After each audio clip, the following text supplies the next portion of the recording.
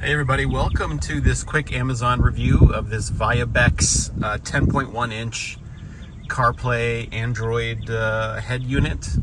This is a 2016 Honda CRV Touring with navigation, and I want to tell you right away that when you're looking at this unit, which works amazingly, you get all your maps, everything works really well. You got all your different apps. You can go back to the home screen. There's lots of different things to change the look and feel. I love this one, guys, because check this out. You can actually pause the music anytime you hit mute, and guess what? You're muted. And hey, if you're driving at night, this thing is pretty bright.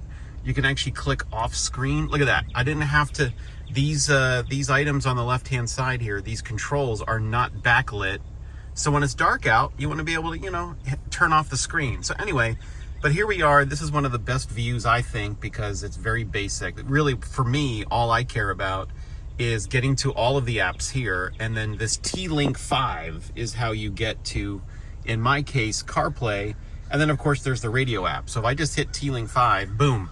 And you'll notice this is all working wirelessly. I actually recommend, guys, don't waste your time trying to make it work through the cabled connection, through the wired connection. And look, it's really easy and by the way, it took me about 40 minutes because I was being very meticulous, and it's the first time I had ever done it, to actually wire it. But this really comes on and off very simply. Removing the factory Honda unit, there's just two screws. When you pull the vents off and you get to the unit, you'll see there's two screws, and all the plugs come right out. And the only plugs you need, when you see the wiring diagram, that plug into the back of this. Very straightforward. But I want to say, you want to make sure, go ahead and run the wired cable, down through. In this case, I ran it through the glove. And this way you get power, guys. But look, most cars these days, look at this. I've got a power outlet here, right? I can put a power thing in here. I've got some down in here. So I know what you're thinking. Wireless is great, but my phone isn't going to charge. Well, don't worry about it. Just plug this in. And I won't actually use this to connect to the unit. It'll just power your device. So what I want to say, though, is that what I love about it is when I sit in the car, it takes maybe 8 or 9 seconds to boot. Like, I turn the car on, I get a logo, and then it gets to the main screen, and then it takes a second or two, and then it says, okay, I'm looking for, the phone to do wireless CarPlay. And then this is what pops up, because you can set this as the T-Link 5. Right? In the settings, you can set T-Link 5 as the default app to launch when you boot up. So anyway, by the way, what are the features here? First of all, I find it very responsive. I think the screen is super bright. The installation was very easy. Putting these vents back in was easy. Look how this just fits perfectly on my dash. Like, it looks like it was meant to be in here. Like, they really gave a lot of thought to it. And I will say that noticeably, I can't play any music right now, but the audio that comes out of this is much better than the stock unit.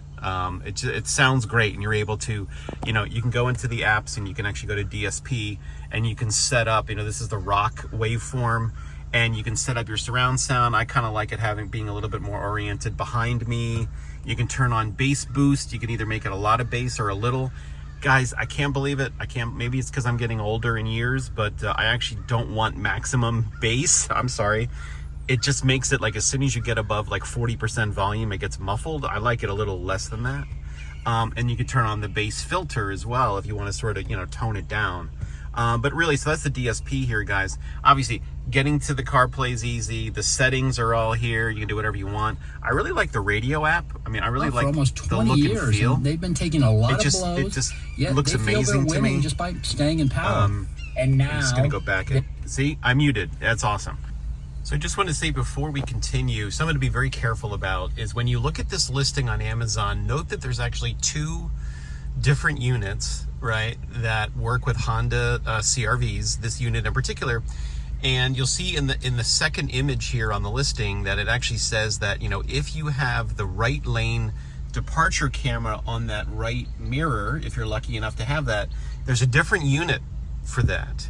And in my case, because I have Touring, it actually introduced a few interesting things, and really finding this unit took me a while to find one that actually supports the navigation unit, right? Because the nav in there, basically, for some reason, it just makes the wiring not work right with a lot of the other units. So this one will work with a 2015, 2016 Honda CRV Touring with navigation. It works. And it also will work and function with the right lane departure camera. So what do I mean? Like, so if you have a CRV, you know, on this stalk right here, or if you turn the right turn signal up, if you tap this, look what happens.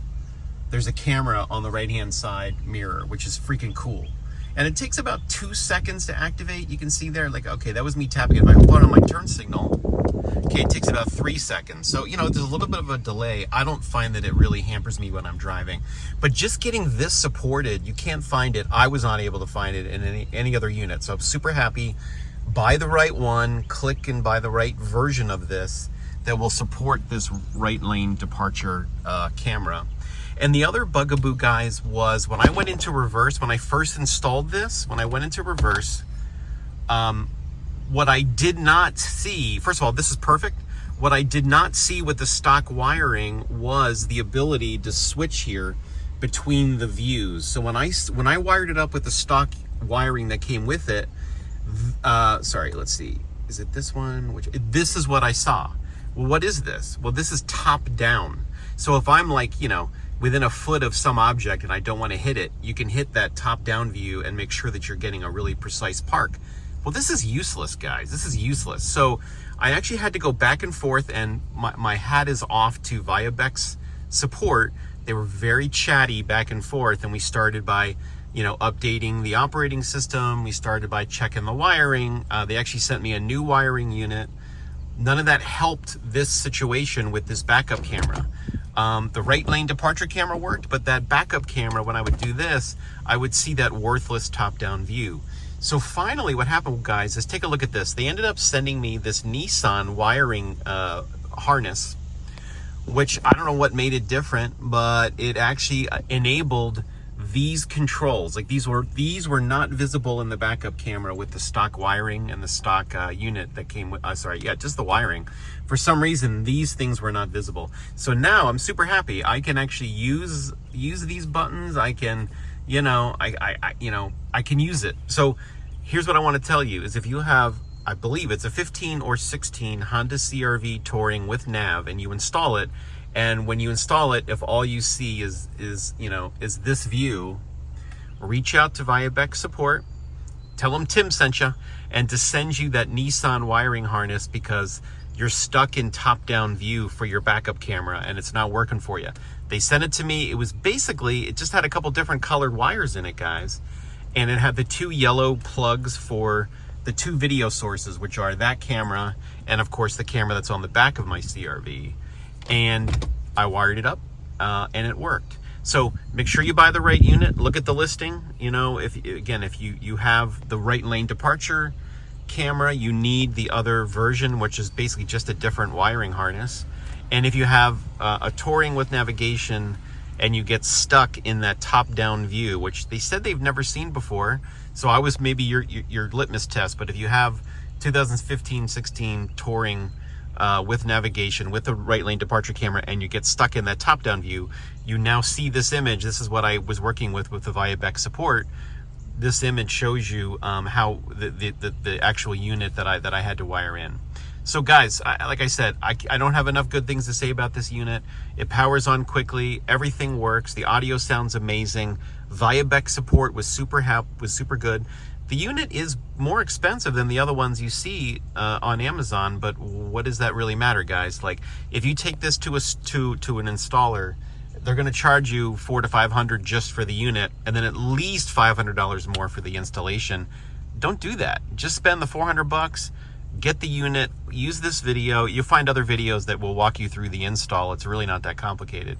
And make sure that you get the right wiring harness and enjoy your Apple CarPlay or your Android Auto device in your Honda CRV. And like I said, look in the themes area and make sure that you find this one. I love this view.